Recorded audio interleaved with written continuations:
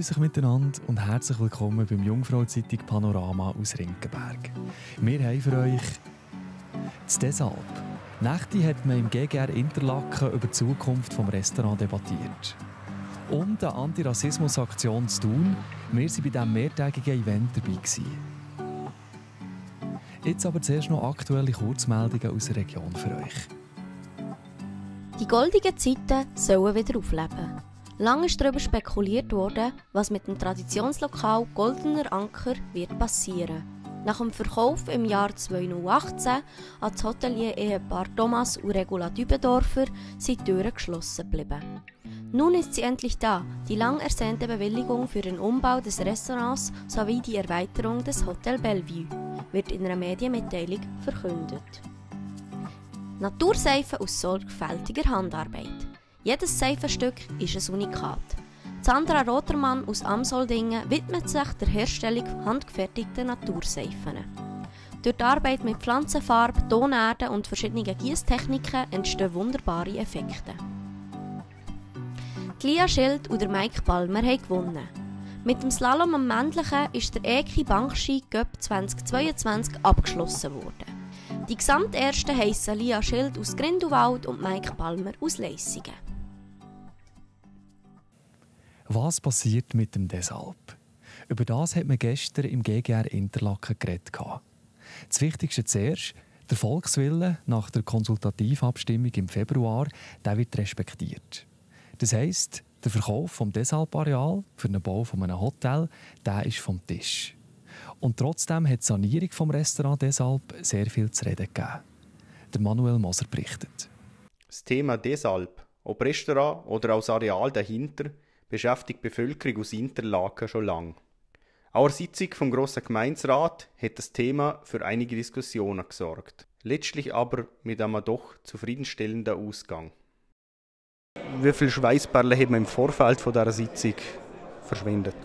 Ja, sicher einige. Also, es war ja nicht eine Sitzung, wo man sich wirklich akribisch darauf vorbereiten konnte. Man hat nicht genau gewusst, was auf uns zukommt. Also gerade seit dem Ratsbüro, wenn ein Mengenantrag kommt. Also ich habe mir dort schon ein paar Gedanken gemacht, was sicher könnte kommen. Es ist schlussendlich gleich nicht ganz so schlimm geworden, wenn ich mir das vorgestellt habe. Aber nichtsdestotrotz, es ist besser, wenn man sich im Vorfeld ein bisschen mehr darauf vorbereitet, weder dass es am Schluss so braucht. Was erhofft man sich jetzt vielleicht auch von den Entscheidungen, was die Bevölkerung jetzt mitnehmen kann? Oder was ihr für ein Zeichen gesendet habt der Bevölkerung?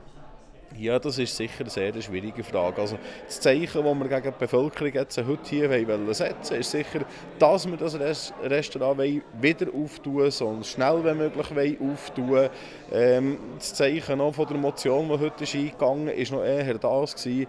Wir wollen vielleicht auch schauen, ob wir sogar das Restaurant zurückgeben, eigentlich in die normale Wirtschaft, weil es ist ja eigentlich nicht eine Gemeindeaufgabe, ein Restaurant zu besitzen, im Besitz zu haben.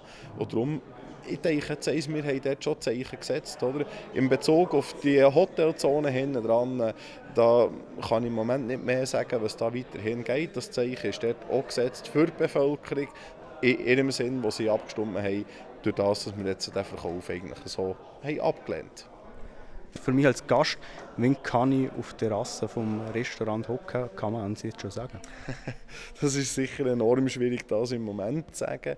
Ich hoffe jetzt einmal, wenn ich optimistisch bin, dass wir auf Anfangs nächstes Jahr wieder auftun könnten, das Restaurant, wenn es besteht.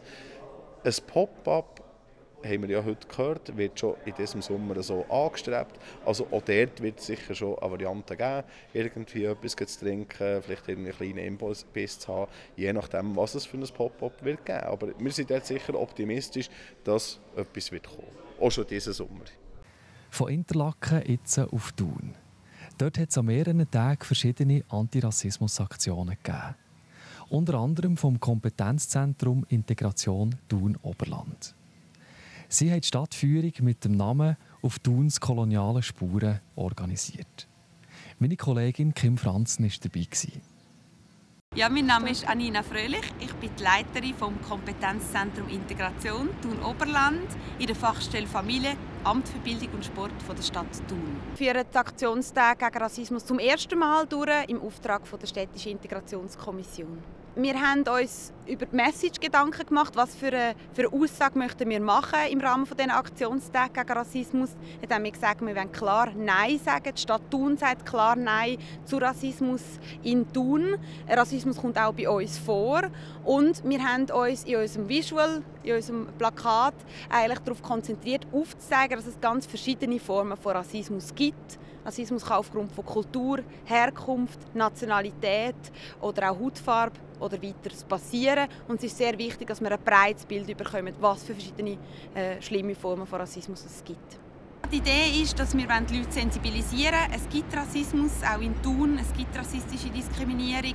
Wir wollen mit Leuten in Kontakt kommen, miteinander in Diskussion kommen und eigentlich eine Diskussion darüber führen, dass wir alle uns antirassistisch verhalten sollten. Wir hoffen, verschiedene Leute anzusprechen. Einerseits Leute, die bereits interessiert sind, die sich mit dem Thema schon befasst haben.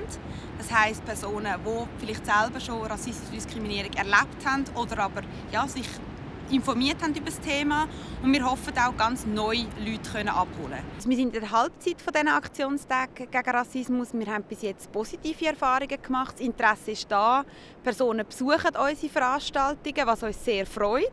Wir sind natürlich gespannt, wie das jetzt weitergeht. Wir haben vor, die Aktionstage auch in den nächsten Jahren weiter durchzuführen.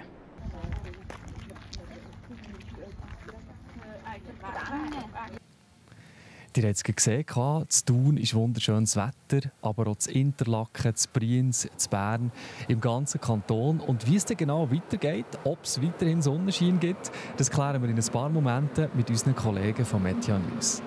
So viel für heute. Mehr spannende Artikel findet ihr auf unserer Webseite jungfrauzeitung.ch. Und uns gibt es dann morgen Abend wieder, wenn ihr Lust habt. Habt einen schönen Feierabend. Das Wetter wird euch präsentiert von Interlaken Tourismus.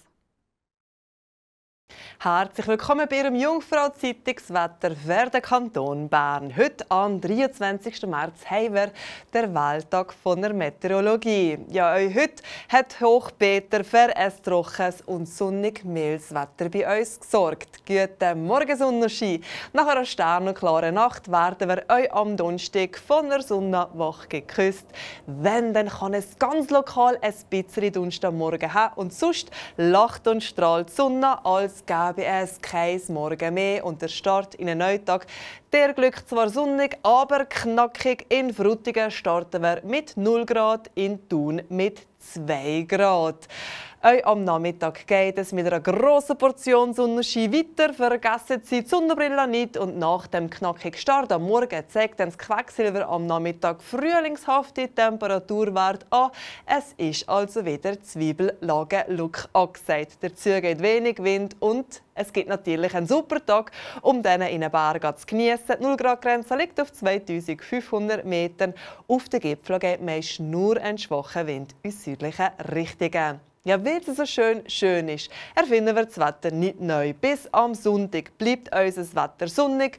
Freuen Sie sich auf ein paar tolle Tage, um den Frühling zu geniessen. Und für die nächste Woche erwarten wir mehr Wolken und ein paar Tropfen sind lokal möglich. Aber bis dann kann noch vieles passieren. Zuerst genießen wir mal das schöne Wetter. Das war es von meiner Seite. Herzlichen Dank fürs Zuschauen und weiterhin ganz eine gute Zeit. Ade miteinander.